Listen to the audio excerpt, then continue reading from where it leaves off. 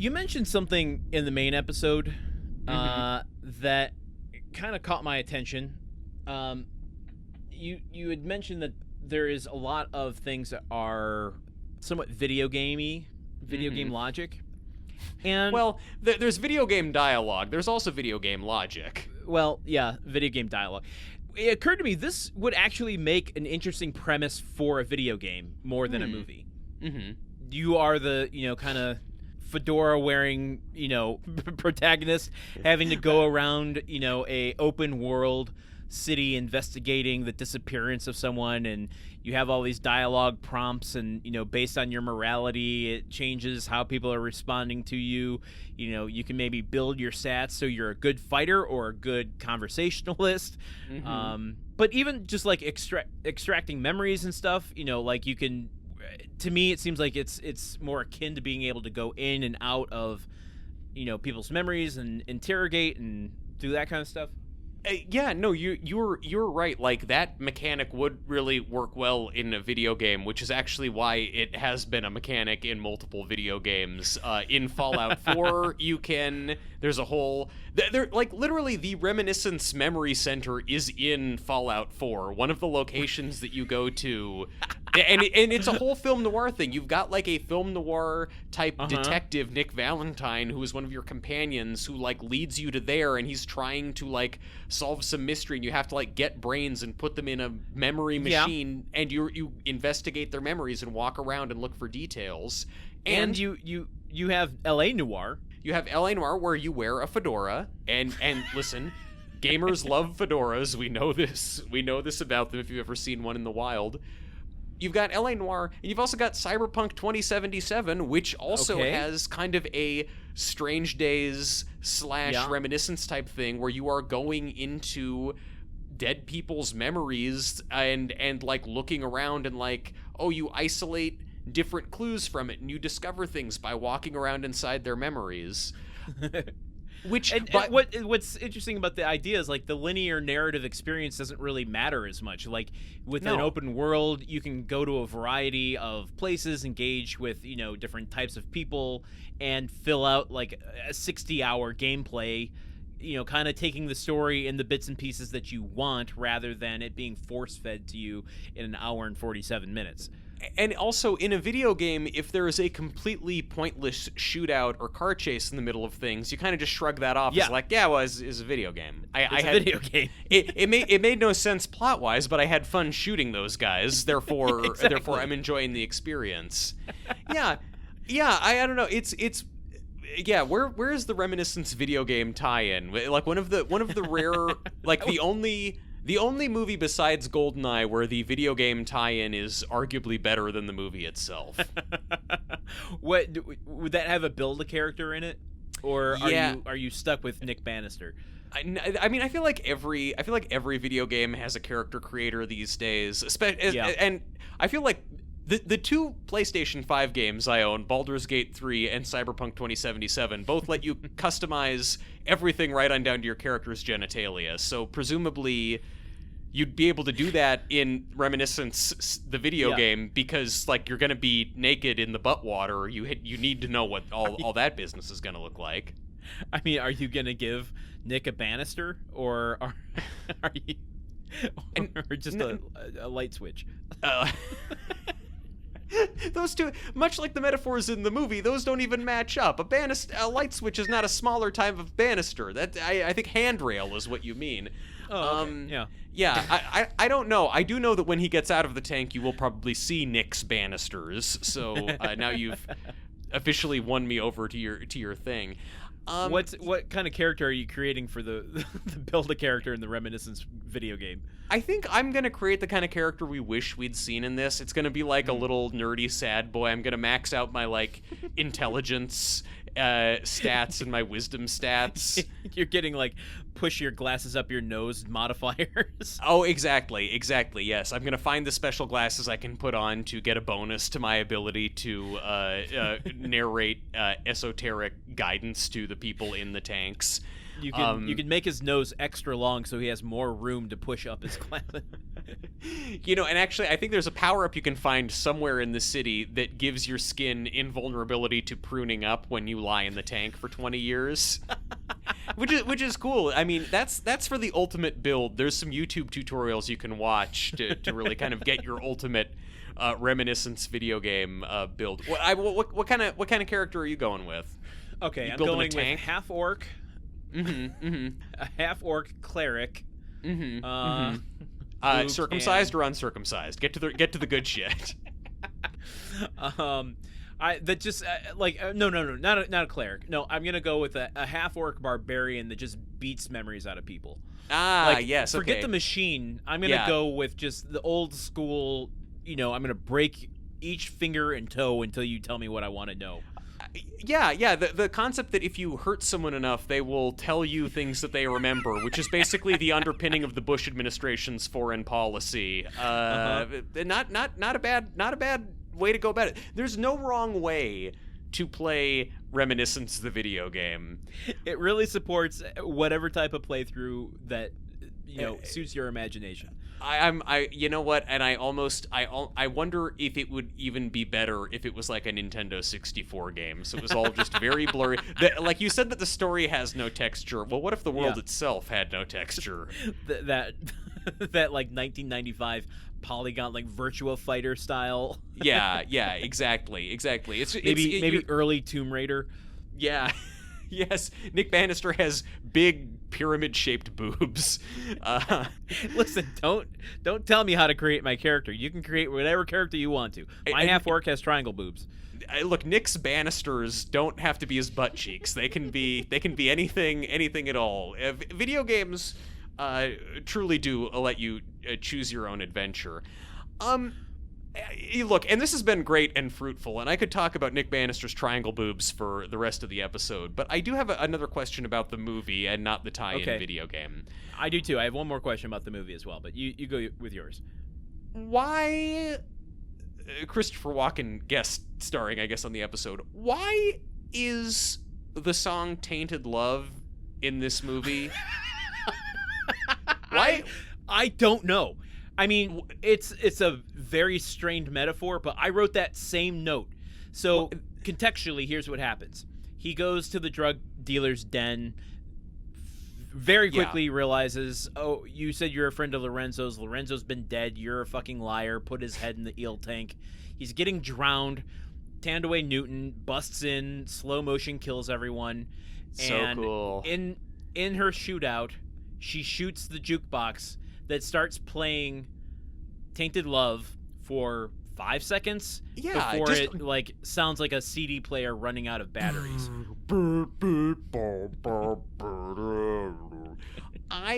Which gave me a question. Yeah. For our trailer game, do you think this trailer is going to have some sort of pop song played very slow and depressing for dramatic purposes? Oh yeah, absolutely. Is it gonna be Remember the Time, maybe? Or wait a minute, is that on the Boogie Nights soundtrack? No. Or is it gonna be like Memory from Cats, but just like really, really dark and grim? They don't have the sense of humor for that. It's just very whispery, like memory. All alone. I just want to see the Cats trailer recut to, a scary version of Memory. I mean, the Cats trailer is pretty scary in its own right. This trope in movies, and I mainly say this because this happened in at least one of the County Line films, which we watched in a previous existence, of, if I shoot the jukebox, it will start playing an appropriate song for the moment. I bet they shoot it, it starts playing Tainted Love, and then almost immediately, it's like one of the henchmen is like, oh no, not that needle drop bullshit, and then they shoot it again to stop it. It's like the movie itself cancels the bit. Yeah. The henchman's like, I know what you said about nostalgia earlier, and I'm going to tell you, fuck that nonsense. I'm sick of hearing Tainted Love. It's the 10,000th time in my life I've heard about it. Yeah, I know. I mean, and also, it's great that that's the, like, it's not it's not "Oh yes, we have no bananas today" that starts playing. You know, it's not Chumbawamba. Which would like that, and which would be it would again it would be interesting. It would be an interesting choice, and this movie doesn't make interesting choices. it would also be appropriate because Nick Bannister repeatedly gets knocked down and he gets up again, and they never keep him down. Yeah, but at the same time, tainted love is also appropriate in that he is pursuing a love that is tainted by this whole bullshit of drugs and betrayal and sabotage and etc. A counterpoint, Thandiwe drinks a whiskey drink. She drinks a vodka drink. and Landon, they in this movie they literally sing a song that reminds them of the good times, which is how he gets into the safe. It's Chumbawamba, very, very relevant for this movie. Oh Lord. I actually, while we're talking about that shootout scene, one quick other thing. Yeah. The guy the henchman is drowning him in the eel tank. Thandiwe comes in and is shooting all the dudes, you know, and it's like they're taking cover and they're flipping around and like a bartender leaps off a thing and gets shot in midair. The whole time, the henchman is still just standing there drowning Hugh Jackman. Dude. He was given one job, and he's going to do that job to the best of his abilities. Listen, that is what you want in an employee, frankly. I mean, job seekers take note. That guy is not quiet quitting. He is fully committed to the mission of this organization. Also, that scene ends with, we talked about a few tropes in the main episode, but that scene ends with yet another trope that I'm like, it's 2021. Why are we still doing the moment when the main character thinks he's going to get shot by the henchman, and then the henchman falls down to reveal that his partner was behind him the whole time and shot him before he could shoot the protagonist? Yeah. I feel like that. I feel like that's just, we need just a moratorium on that. Just stop. Yes, we do. Just stop with that. Can we just get a new set of things to put in movies? There's one more thing I want to bring up, and I want to be cryptic about how I mention it because I want to see what it evokes in you. I want to talk about Francis in the ocean. Oh God, ocean. Yes. Francis in the ocean. I have so many questions about this. At one point he gets in the Reminiscence machine to remember a story that a story that Rebecca Ferguson told him about how, like, after she'd been really hooked on drugs. No, actually, no, this was, I'm sorry, I'm conflating that with something from the screenplay, in which it is a woman who lives in a pink barn in upstate New York. Oh, great, yeah. Francis in the ocean, like, when Rebecca Ferguson first got to Miami, she, like, didn't have a place to sleep. She falls asleep in a dinghy. Someone cuts the dinghy loose. She drifts out to sea. She thinks she's gonna die. But then she finds this house. It's just like a white clapboard house that's on a bunch of pylons up above the water level, and there's just a friendly old lady living there. I'm gonna go out on a limb and say friendly old lesbian. I don't know for sure that she is, but based on I don't know. I personally love the idea of just kind of a hermit lesbian of the high seas. That's cool for me. We don't know anything about Francis on the ocean. For how integral she becomes to saving two characters' lives in this movie, we don't even see her face, I don't think. Now, we get kind of one shot of her face walking out on the porch and seeing the boat drifting up. But then it just goes back to Rebecca Ferguson talking about how she took me in and she helped me and she got me back on my feet and helped me kick the drugs. And I'm like, okay, could we see that? That sounds kind of cool. I'm interested to know why this person who has shunned all of society decides she's suddenly going to take someone in. Because it played such an integral part to the rehabilitation of the character of May. She thinks of Francis on the ocean when she needs to escort this child of the Baron, the secret child of the Baron, away from Boothe, who's going to kill him to eliminate just evidence of his existence. So she saves the kid, puts him on a boat, takes him to Francis on the ocean, and Francis presumably saves his life, though I guess we don't know that for sure because Hugh Jackman never goes out there to see Well, he explains at the end that the cops went out to Francis and got the boy, and there's like one Oh, they shot did? Okay. of Francis and the boy on the boat and White the noise cops to me. arriving. Also though, in this movie which presents the fact that the richest and most powerful person in Miami, a deeply corrupt city full of dirty cops, wants this boy dead, it's like, is it a happy ending that the police went and found him? Like, can we trust the cops in this movie? I don't know. I don't know. Can- What I'm saying is, I'm just so fascinated, as you were alluding to, of this character of Frances on the ocean. Like, Yeah. what does her existence look like? Is she Yeah. on the grid, off the grid? How does she get her food? How often Yes. does she go to town? Is she just fishing all the time? Yeah, like, does She seems like no other person is like, it's just her at the house. It's not like a bustling, refuge for people. she's got a cigarette that she's smoking out there, so it's like, do you roll your own? Are you making the papers out of dried seaweed? And are you growing tobacco on your roof? Or Now I'm just picturing Mac's mom from It's Always Sunny in Philadelphia out there. Yeah, I mean, is this just a common thing? Is there like like on the edges of the shot, are there like a bunch of other houses up on pylons, and Francis has a bunch of that- neighbors?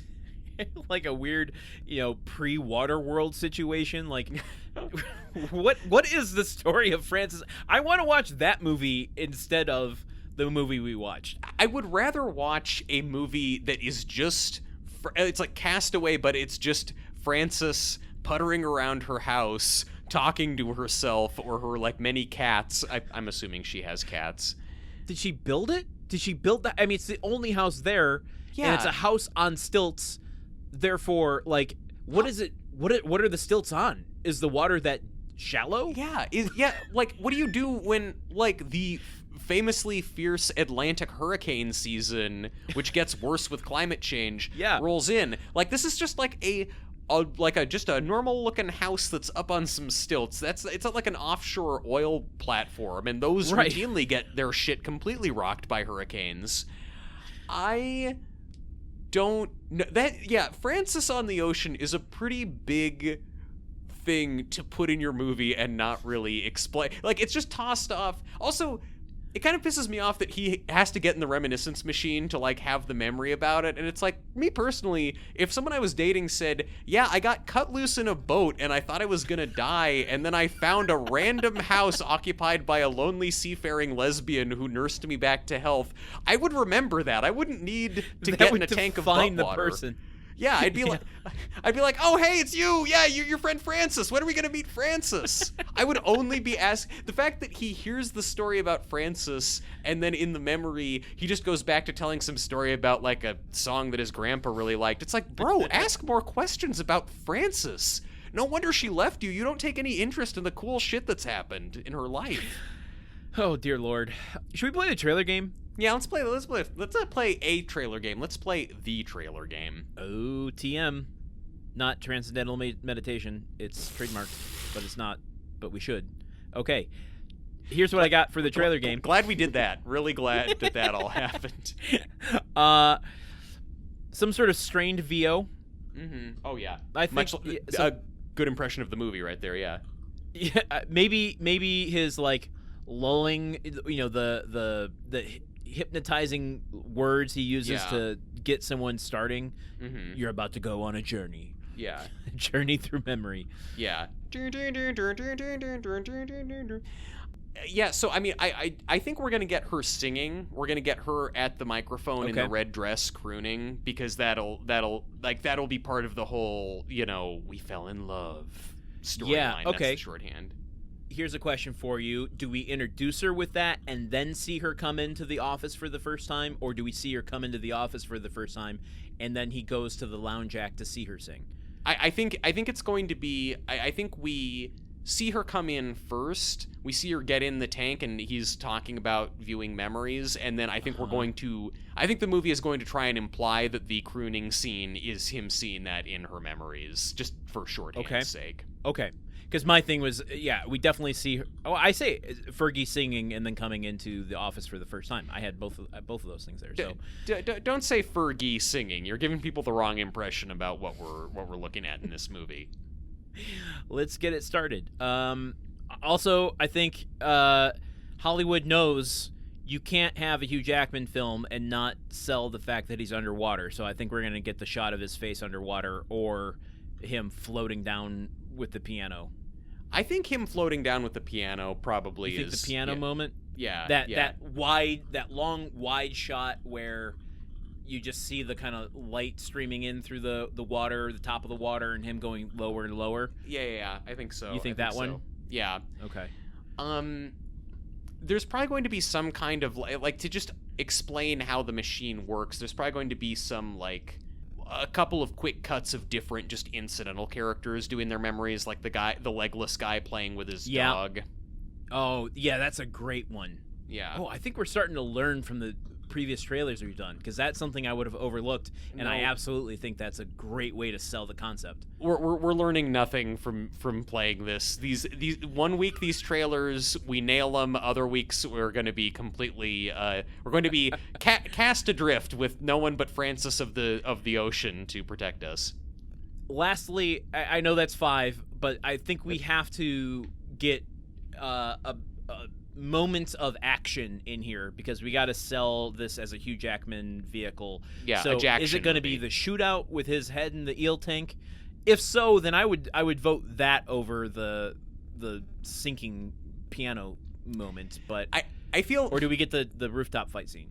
No, it's gonna be the shootout. They put real money into the shootout. They're gonna put that in there. So okay, so you're saying head in the tank instead of the piano shot. I think so, yeah. Yeah. Okay, well that gives us 4 then. Oh, we're at 4. Okay. Yeah, because we've got the voiceover talking about, you're gonna go on a journey. We've got crooning Ferguson. We've got head in the tank. We've got legless dog. So I know the next one, but my flaw of being able to remember dialogue is hindering me here. We're gonna have some line from Cliff Curtis saying that Rebecca Ferguson is no good. Okay. Like, she tricked you the way she tricked me, or something. Doesn't he say that at some moment? Yeah, something like that. I don't remember the exact line either, because my brain has been eagerly deleting all of this dialogue out of my head. But Cliff Curtis talking about how Rebecca Ferguson is no good, lying cheater, whatever. Yeah. Or is it his monologue about Hugh Jackman being a hero? It's that monologue that we read last week, where it's like about survival or dying. When the waves came, they washed away our lives, revealed what this world has always been. It's going to be that monologue over a montage of shots of, probably some of the like B-roll of rioters kind of raging against the police, and it's going to be that was in the movie? Yeah. At the end, there's just, they got a bunch of extras and gave him signs and had him yell at a guy in a police body armor. So it's gonna be like overshots of that, overshots of the rich people's district of the town, of Hugh Jackman driving around in a water taxi. Like, it'll be that monologue over those things. So I'm not gonna hold you to the specifics of each of those shots, but I agree it'll be a kind of world building sort of moment. Monologue about the waves washing away our lies. Okay. All right, should we watch this thing? Yes, we should. And the watching will start now. You're going on a journey. You're Aha! Through memory. Perfect. All you have to do is follow my voice. God, even the trailer is slow. Ugh, I'm so bored already. We're closed. I know, I'm Coming sorry in for the it's first late. time. Yes, have Rebecca to warm Ferguson is up. pretty. Yep, the machine. brain stuff. Getting the butt water. Yeah. Red dress. Wait, she crooning? Yeah, she's crooning. Sing? Yeah, she was. We didn't hear it, but we Waters saw began to her. rise, and She war was broke at the out. microphone. Up, there's people. Wait, Nostalgia became a way of life.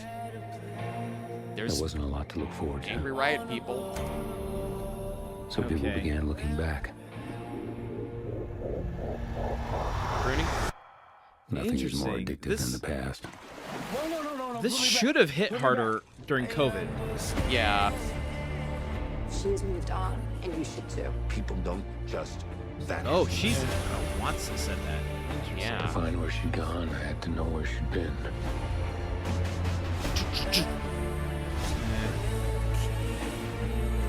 What was that? Transit Oh, that was came. the water taxi. Yeah. Was she running from the That's past, a water train. or racing back towards it?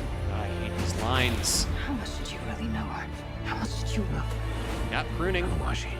Who was she when I Yeah, but was she's me? not actually singing this. Yeah. We're not going to give Rebecca Ferguson a single line in this trailer, except that Well, you don't. very beginning. Where is she? Where is she? Frown. Oh, Piano. Ah, damn it. well, he's not underwater. Yeah. So sex, action, anger, Murder. People love this shit. bribery, murder. Crooning. His path. Stay Yeah. here in this life. Oh, Shootout. shootout. Oh, Turn the tank, blind eye to tank. plenty. Face underwater. To do this.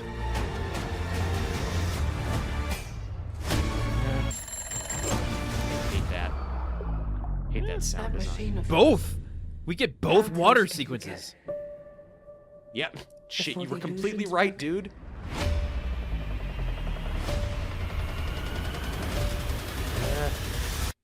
You're going on a journey. Okay. Oh, fuck All you off. have to do is follow Um, my voice. Interesting. Oh, man. I find how they market movies to be so really interesting. Yeah. It's This feels like an interesting case in that, well, tell me the score. I feel like we did good on the individual moments, but we completely missed the general tone that they went with. we got two, unless we got the strained voiceover of going on a journey. We got Yeah. head in the tank. Hell yeah. Yeah, and the shootout. Yeah, okay. Yeah, well, head in the tank and shootout were kind of the same one. Okay, all right. So we got 2 out of 5. Now, there are a lot of different shots of Rebecca Ferguson singing, standing at a microphone. We don't hear the singing. Okay. Yeah, I think guess. Look, it would be one thing if it was just one glimmer of it, but we get multiple shots of, like, she is in 3 Yeah, different okay. outfits singing. My note specifically was Fergie singing and coming into the office for the first time. We get No. those things. Yeah, we do get those things. Look, there's a weird scene where he watches somebody's memory of Rebecca Ferguson where she, like, it's just like some dive bar, but then she comes out with a microphone and is slinking all over the bar, singing. Like she's and doing like, karaoke. She's like coyote uglying on the bar while singing. She's twirling around a stripper pole singing. Yeah. There is another sequence. I think it's that same sequence just earlier on where she's like has the microphone but walking through the bar tables like she's doing karaoke at a Buffalo Wild Wings. Thanks everybody for coming out tonight. We're gonna pump things up a little bit before the Knicks game starts. So by my count, that's 3 things we got. 3 things out of 5. What ones did we not get? We didn't get Legless Dog Guy, which in Okay. retrospect maybe was a bit ambitious. Like, they did a good job in terms of constructing the trailer. They did a good job of establishing how the memory machine works and everything, and really just constricting the entire story to just him, Rebecca Her. Ferguson, and Thandiwe Yeah. Newton kind of being at the edge. That's what surprises me is like almost the entirety of the trailer is just his VO and Thandiwe telling him she's no good, she left you, she's lost, forget her, did you really know her? Like laying out that whole thing and the kind of obsession with him. We never really talked about Hugh Jackman's anger mode, which I think he's quite good at in moments, but in this particular movie, not so much. He's a powerhouse in Prisoners. Yeah, And in this movie, his frown is a powerhouse. He frowns harder in some of these scenes with Cliff Curtis than I have ever seen someone frown before, to the point that it's become a meme in our text thread of just the corners of his mouth are so far down his face. It's like there's that one particular emoji where it's like kind of half a frown, then a frown, and then like a full on frown, and then like the half your face frown. He's that emoji. yeah. His mouth is an inverted parentheses in that moment. Okay, so 3 out of 5, is that what our final score is? Yeah, 3 out of 5. I mean, otherwise, trailer-wise, I don't know. I think the trailer does it's hard I can't really judge the trailer at this point on its goodness or badness because I've seen the movie and found it quite off-putting. But I feel if I were to watch this trailer ahead of a movie, I would probably think, oh, this looks kind of apocalyptic noir, interesting. It's a mystery, cool. Like this sells the concept well enough. If you haven't been in the theaters in 2 years, yeah, exactly. Wait, life could be this. Remember how Hugh Jackman used to be wet? Look, it could happen again. Make the future wet again. Yeah. Well, the oceans are going to do that for us, whether we want to or not. I guess there's a little movie about it called Reminiscence. Remember it, won't you? All right. Folks, just watch An Inconvenient Truth. You'll get the same message that you get from this movie. All right, folks. I think that's all that I care to say about Reminiscence, and the sooner I can start forgetting this, the better. So with that, I think there's only one thing left to do. Truman, where is the machine sending us next? Let's just take a look here, why don't we? Why don't we? Why don't we? Why don't we? Because I was waiting for the printer to print it out. But geez, listen, if we learned anything from Hugh Jackman, it's that sometimes your memory machine can have a couple of quirks to it, Support our Patreon so we can upgrade from a dot matrix printer. I mean, yeah. Look, the laser jet noise is going to sound way better. But okay, well, I've just been standing here holding the perforated paper this entire time. Where are we going? It says that we're heading to April 7th, 1995. Holy shit! That is way further back than we've been before. I know. Do you think that much like crooning kind of lounge acts got really big in the future of this movie Reminiscence? Like maybe we're going back because swing dancing was getting really big in the mid 90s? I don't think so, because this one is saying that we need to go back to therapy and take some Xanax. That's good advice for us all the time, especially after a very long episode of us just ranting about screenplay structure. Well, for Truman Caps, I've been Landon Solano. And for Landon Solano, I've been Truman Caps. We'll see you next week, folks. Whoa! Movie Memory Machine is part of the Gruntwork Podcast Network. Join our Patreon at patreon.com/gruntworkpodcast to keep the machine running. Theme song by Porky's Groove Machine. Rate us on Apple Podcasts or wherever you listen. For more information on today's show, visit moviememorymachine.com.